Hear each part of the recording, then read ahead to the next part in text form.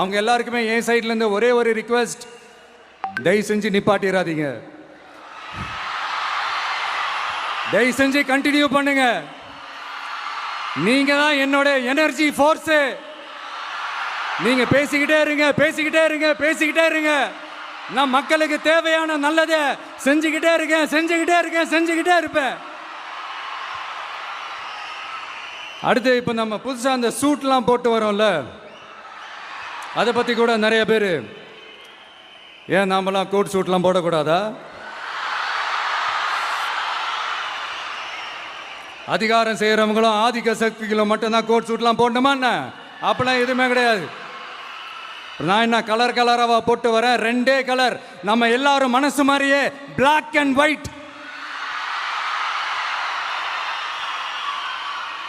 எல்லாத்திலும் black and ஒயிட்டா இந்த விஜய் இருப்பான் அப்படின்னு காட்டுறதுக்கு தான் அந்த கலர். அடுத்து அந்த பிளாக் கூட யாரை குறிக்கும் எதை குறிக்கும்ன்றது நான் சொல்லி தான் தெரியணும்னு அவசியம் இல்லை, அது உங்களுக்கே நல்லா தெரியும். எல்லாத்துக்கும் இப்படி வழக்கம் சொல்லிக்கிட்டு நச நசன் பேசுகிற டைப்பும் நம்ம கிடையாது. உங்களுக்கே தெரியும், அதிகபட்சமாக எல்லா மீட்டிங்கிலும் 20 நிமிஷம்குள்ளே தான் நான் பேசியிருக்கிறேன். அதனால் இப்போ மக்கள் என்கிட்ட என்ன சொல்கிறாங்க அப்படின்னா, இந்தப்பா விஜய், நீ எங்களுக்காக உழைக்கிறதுக்காக வந்திருக்கிற, அந்த வேலையை மட்டும் பாரு, உன்னை பற்றி பேசுகிறவங்கள நாங்கள் பார்த்துக்கிறோம் அப்படின்னு சொல்லிட்டாங்க. சரி, ஆனது ஆச்சு. இப்போ என்ன, உனக்கு எதிரிகளே இல்லையா அப்படின்லாம் கேட்டேன். அப்படிலாம் நான் சொல்ல மாட்டேன், அப்படிலாம் நான் நினைக்கவும் மாட்டேன், அப்படி நினைக்கவும் கூடாது. இப்பவும் சொல்கிறேன், அரசியல் ரீதியாக சொல்கிறேன், ரெண்டு பேருக்கு நடுவில் தான் போட்டியே. ஒன்று இன்னொன்று, எஸ், ஒன்று டிவிக்கே, இன்னொன்று டிஎம்கே. இதுக்கு நடுவில் வேற யாருக்கும் எந்த வேலையும் கிடையாது. ஏதாவது இருக்குன்னு சொல்றீங்க? எலெக்ஷனுக்கு முன்னாடியும் அவங்களுக்கு ஒரு வேலையும் இல்லை, இப்ப எலெக்ஷனுக்கு அப்புறம் சுத்தம்.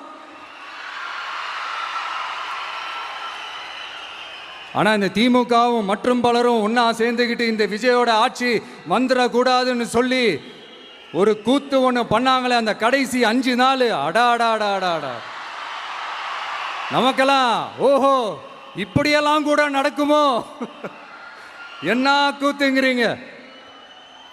ஆனா ஃபியூச்சர் என்னவா இருக்குன்றதை மட்டும் இப்ப நான் சொல்றேன்.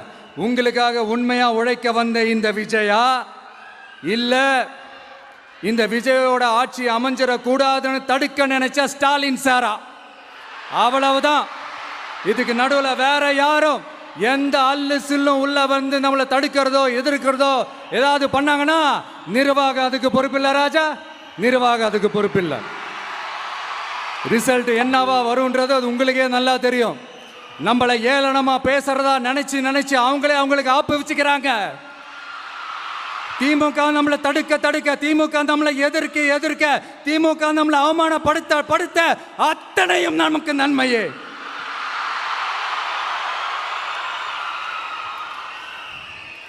ஒன்று கவனிச்சிங்களா மக்களே, நம்ம ஆட்சிக்கு வந்ததுக்கு அப்புறம் ஒரு விஷயம் ஒன்று நடந்துகிட்டு இருக்கு. இது இந்த ஜென்சி தலைமுறையை அட்ராக்ட் பண்ணுறதுக்காக இங்கிலீஷ் தமிழ் கலந்த அறிக்கை, அது சொல்ல வந்த நினைச்சிங்களா? அந்த காமெடியெல்லாம் கிடையாது. அடுத்து இந்த ரியாலிட்டியை மறந்துட்டு இந்த ரீல்ஸ் போடுறது, அது சொல்ல வந்தீங்களா? அந்த காமெடியும் கிடையாது. இது சீரியஸாக ஒரு விஷயம் நடந்துக்கிட்டு இருக்கு. முன்னெல்லாம் சட்டசபையில் யார் பேசுனா நமக்கு என்ன, யார் அடிச்சுக்கிட்டா நமக்கு என்னன்னு இருந்த கூட்டம்லாம் இப்போ சட்டசபையில் என்ன நடக்குது, என்ன பேசிக்கிறாங்கன்றது ரொம்ப உன்னிப்பாக கவனிக்கிறாங்க. கவனிச்சிங்களா? திமுக ஸ்டைல்லையே சொல்லணும்னா ரீல்ஸ் போட்ட கூட்டம்லாம் இப்போ நியூஸ் பார்த்துக்கிட்டு இருக்கிறாங்க. அதில் நமக்கு சந்தோஷம்தான், பெருமை தான். நம்மளுடைய யங்ஸ்டர்ஸ், நம்ம பெண்கள் எல்லாம் அந்த அரசியல் என்னன்னு தெரிஞ்சுக்கணும், அந்த அரசியல் என்னன்னு புரிஞ்சுக்கணும்னு அப்படி ஒரு விழிப்புணர்வு ஏற்பட்டிருக்கு. அதில் எங்களுக்கு சந்தோஷம்தான். இதெல்லாம் யாரால நடந்திருக்கின்றது நான் சொல்லி தான் உங்களுக்கு தெரியணும்னு அவசியம் இல்லை, அது உங்களுக்கே நல்லா தெரியும்.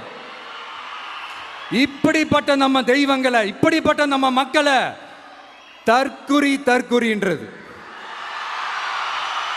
இன்னமும் சொல்லிக்கிட்டு இருக்கிறாங்க. நான் காஞ்சிபுரத்தில் சொன்னதை தான் இங்கே நான் திரும்பவும் ரிப்பீட் பண்ணுறேன். நீங்கள் தற்குறின்னு சொன்னீங்களே, அவங்க தான் உங்களோட அரசியல் வாழ்க்கையே ஒரு கேள்விக்குறி ஆக்கி இருக்கிறாங்க. கேள்விக்குறி ஆக்கிட்டாங்க, இன்னமும் ஆக்க போறாங்க. அன்னைக்கு நான் சொன்னப்போ சிரிச்சவங்களாம் இன்னைக்கு என்ன பண்ண போறாங்களோ. உண்மையை சொன்னாதான் அந்த கூட்டத்துக்கு கசக்குமே. உண்மையிலே நீங்க மக்கள் மனசை புரிஞ்சு வச்சிருந்தீங்கன்னா நீங்க இப்படி மக்களை தப்பாவே பேசியிருக்க மாட்டீங்க. அது என்ன, அப்புறம் அரசியல் புரிதல் இல்லாம மக்கள் நமக்கு ஓட்டு போட்டுட்டாங்களாம். இந்த கவர்ச்சியில மயங்கி மக்கள் நமக்கு ஓட்டு போட்டுட்டாங்களா. நான் என்ன, சரி விடுங்க.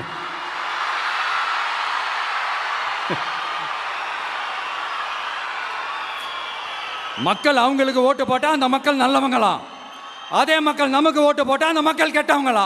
தற்குறியா. இதே மக்கள் தான் இத்தனை வருஷமா உங்களுக்கு ஓட்டு போட்டுட்டு இருந்தாங்க. உங்களுக்கு மட்டும் என்ன, வேற ஏதாவது பிளானட்ல இருந்து குதிச்சு ஓட்டு போட்டு போனாங்களா? தற்குறியாமா, தற்குறி நல்லா வருது, வேணான்னு பாக்குறேன். எங்க அண்ணன் விஜயகாந்த் அண்ணன் சொல்ற மாதிரி, அண்ணா அவர்கள் ஆரம்பிச்ச கட்சியை ஒரு அடிமை கூடாரமா ஆக்குனது யாருங்க சார்? இப்படியெல்லாம் ஆக்கிட்டு உண்மையை சொல்லு உடன்பிறப்பேவா. உங்களோட அந்த உண்மையான உடன்பிறப்புக்கெல்லாம் என்ன சொல்றாங்க தெரியுமா சார்? திமுக இப்படி ஆனதுக்கு காரணம், அந்த காரணத்தை வெளியிலலாம் போய் தேடாதீங்க, உங்க குடும்பத்துக்குள்ளேயே கேளுங்கிறாங்க. உங்களுக்காக மாடா உழைச்சி தேஞ்சு போய் கிடக்கிறோம். திமுக இப்படி ஆனதுக்கு காரணம் உழைக்காம சொகுசா இருக்கிற உங்க குடும்பத்துக்குள்ளேயே போய் கேளுங்கிறாங்க. ஒவ்வொரு திமுக தொண்டனும் அதை சொல்றாங்க.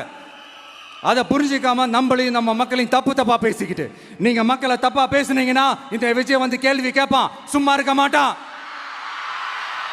இந்த விஜயும் தமிழ்நாட்டு மக்களும் வேறு வேறு இல்லை. இந்த விஜய் தான் தமிழ்நாட்டு மக்களோட ஒரு உண்மையான ஒரே பிரதிநிதி. இது இன்னைக்கும் சரி, நாளைக்கும் சரி, நாளன்னைக்கும் சரி, இதுதான் நிஜம்.